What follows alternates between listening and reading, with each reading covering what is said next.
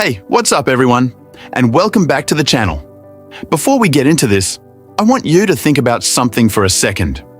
What if I told you that a team at this World Cup could score 0 goals and still qualify for the next round, and another team could score 2 goals and still get eliminated? Sounds crazy, right?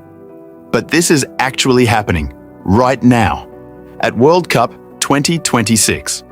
And the reason why comes down to one rule.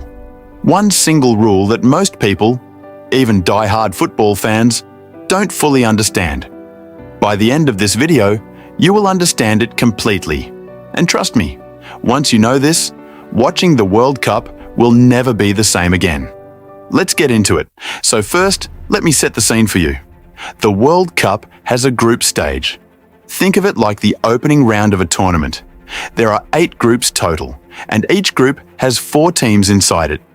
Every team plays 3 matches against the other teams in their group. Now here's how the points work. And this part is simple.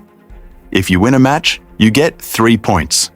If the match is a draw, meaning both teams score the same, you each get 1 point.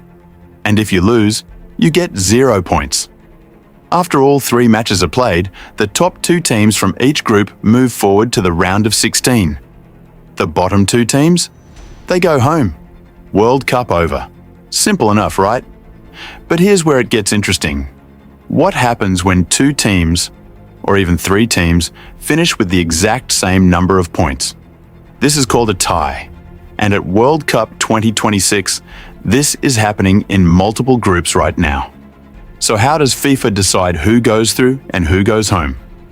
This is the rule. Pay attention because this is the part nobody talks about. Step 1. They look at something called goal difference. Goal difference is simple. It's the number of goals you scored, minus the number of goals scored against you. So if your team scored 3 goals and only conceded 1 goal, your goal difference is +2.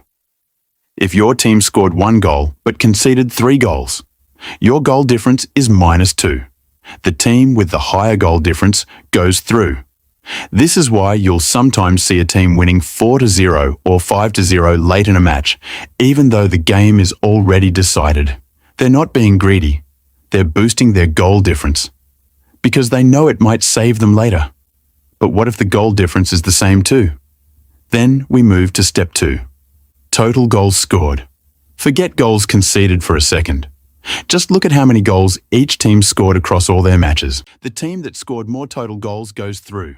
Again, this is why every goal matters, even in a losing match. Okay, but what if that is the same too? Now we're getting into the deep end. Step 3 is called head-to-head. This means FIFA only looks at the match that was played directly between the 2 tied teams. Who won that game? That team goes through.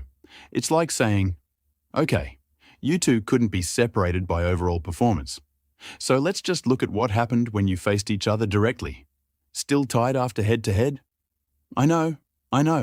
How is this possible? But it happens. Step 4.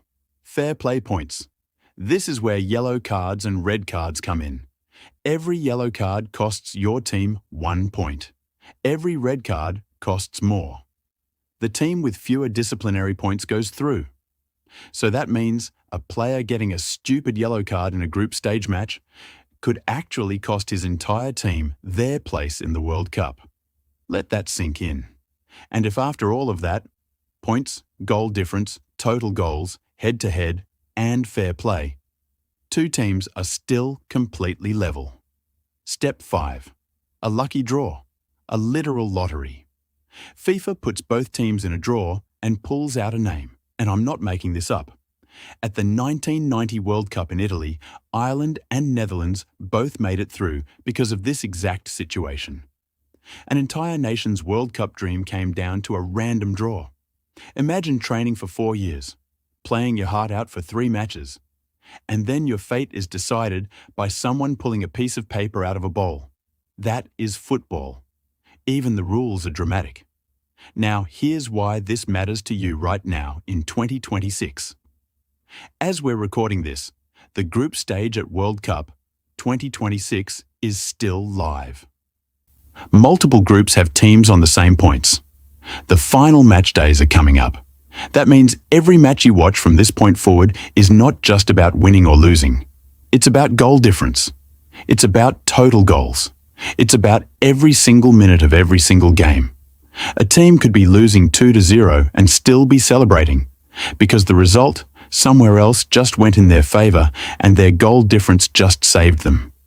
A team could be winning and still be nervous, because another result means they need one more goal to be safe. This is what makes the World Cup group stage the most dramatic sporting event on the planet. And now you understand exactly why. So to recap everything we covered today. When teams are level on points at the World Cup, FIFA uses this order to separate them. Number 1, goal difference. Number 2, total goals scored. Number 3, head-to-head record. Number 4, fair play points. Number 5, lucky draw. That's it. That's the rule that decides everything. Now, if you found this video helpful, do me one favor, hit subscribe. Because the World Cup is live right now, and I'm posting videos every single day breaking down everything you need to know. Simply, clearly, no football knowledge required. And in the next video, I'm covering something even bigger.